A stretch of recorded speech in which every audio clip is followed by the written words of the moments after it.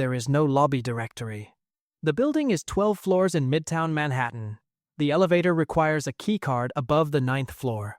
The 10th floor has no signage, no reception desk visible from the elevator bank, and a frosted glass door with a single buzzer. The name on the buzzer is not the name of the entity that occupies the floor. It is a number, a suite number. Nothing else. You are 26 years old. Your title is Junior Analyst. You have an MBA from Wharton, 2 years at JP Morgan before that, and a reference from a managing director who is also, though this was never stated directly, a personal friend of the principal whose money you are now paid to protect. You passed 2 interviews and 1 dinner that was never called an interview. The dinner took place at a restaurant you could not get a reservation at. A woman named Eleanor Voss ordered without consulting the menu. She asked you 5 questions over 90 minutes. None of them were about finance. You got the job. The offer letter listed no firm name, just a suite number, a salary, and a start date. You did not ask questions. Level 1, learning the weight. The principal's name is never spoken in full inside the office. He is referred to by his initials, RHV. You will not meet him for 4 months. His net worth, which you piece together from public filings and internal documents over your first weeks, is somewhere between $6.4 billion and $9 billion, depending on how you value the private holdings, which are substantial and deliberately difficult to value precisely. Your job for the first 6 months is to read physical files held in a document room requiring a separate access card, the history of a fortune built across 3 generations, a shipping company sold in 1987, the proceeds reinvested into Manhattan real estate before the market collapsed and then recovered and then tripled. A private equity allocation begun in 1994. A direct lending operation started in 2008 specifically because the financial crisis created an entry point that RHV identified before most institutional investors had finished panicking. You learn that the office manages approximately $7.2 billion in assets across 14 entities in 6 jurisdictions. You learn this not from any formal briefing, but from a number your supervisor mentions once, without emphasis, while closing a file cabinet. You understand immediately that you are not meant to repeat it. You do not repeat it. The first rule: a family office does not manage money. It manages a legacy. The money is the instrument. The legacy is the objective. Every decision, every structure, every jurisdiction, every attorney relationship exists to serve a single purpose: ensuring that what one person built does not dissolve the moment that person is no longer making decisions. Level 2. The first meeting.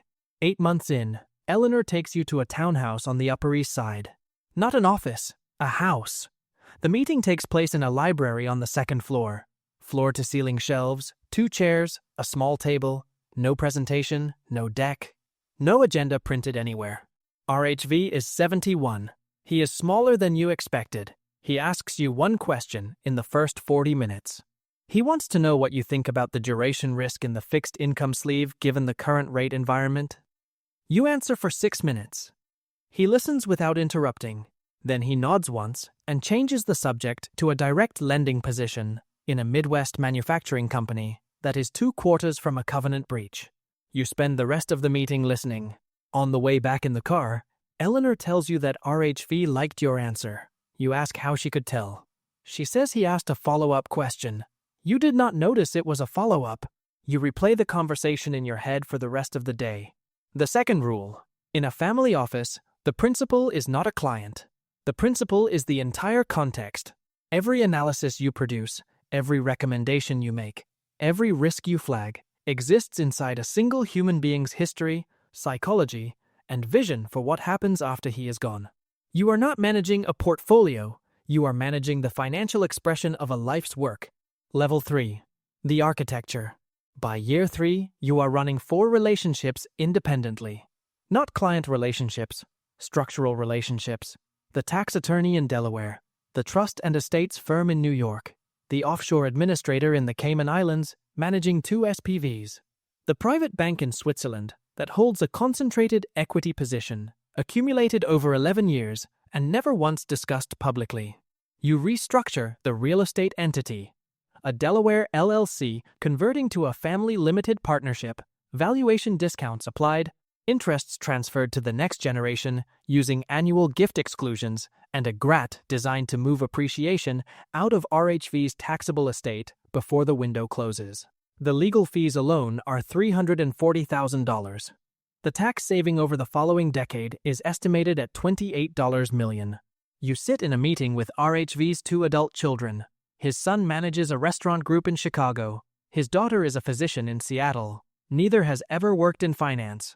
Neither fully understands what is being transferred to them or how fast it is moving.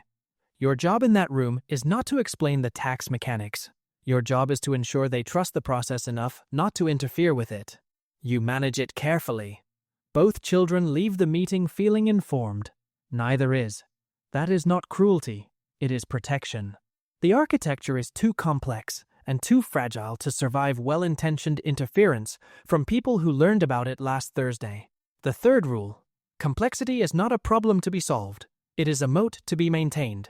Every layer of structure, every additional jurisdiction, every interlocking entity makes the fortune harder to attack, harder to reach, harder to erode. The family that holds everything simply is not safe. The family that holds nothing personally, whose assets live inside a lattice of entities no single document can fully describe, is as close to permanent as American law allows. Level 4. The principal. You are 39. Eleanor retired 2 years ago. You run the office now. 12 people. Combined assets under management, $11.4 billion, following 2 successful fund co-investments and a direct equity stake in a Texas energy company that returned 4 times over 6 years. RHV is 84. He attends the quarterly review by video. His questions are shorter now. His instincts are not. You have attended 2 funerals for members of families you serve. You have been called at 11 p.m. by RHV's son when his restaurant group needed emergency bridge financing and the banks were closed. You made 3 calls from that same night that solved the problem before morning. None of those calls appear anywhere in the official record. You know things about this family that their attorneys do not know, that their accountants do not know, that in 2 cases their own members do not know.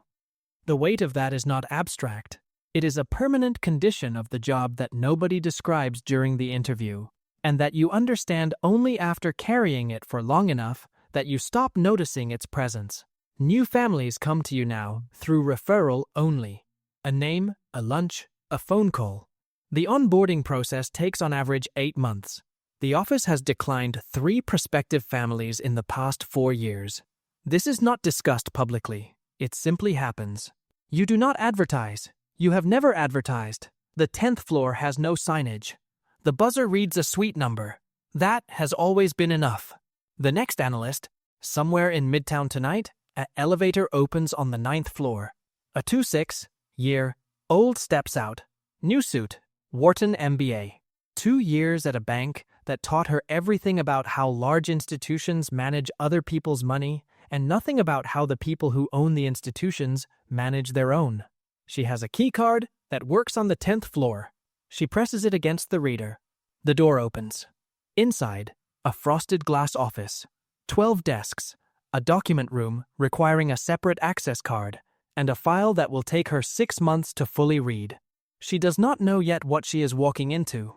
She does not know that the number on the buzzer is not a suite number. It is the year the family began. The door closes behind her. The office has no name. It never needed one.